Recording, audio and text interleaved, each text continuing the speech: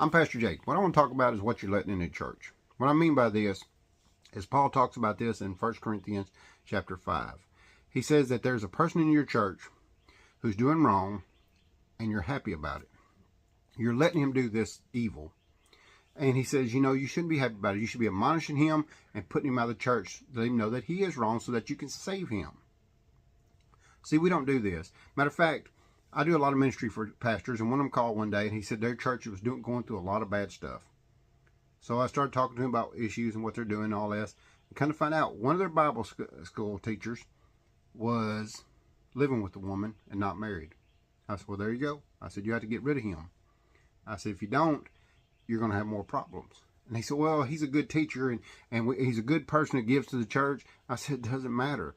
What God says is wrong is wrong. It doesn't matter what you think. It doesn't matter what any person on this earth thinks. If God says it's sin, it's sin. And you shouldn't be having it in your church. Well, they didn't do it. They kept putting it off, and they still had problems and problems. The church almost shut down. But until God stepped in. Actually, the man got sick and died. See, they could have saved that brother. They could have told him, hey, look, we're sorry. You know, you need to go over and set it aside and get back with God.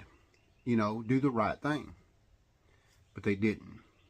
And see, that's what happened to a lot of churches. That's why we lose a lot of churches. They let sin in their thing, and it's okay because it's worldly. It's okay.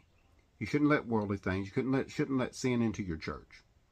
Keep it with God and only with God.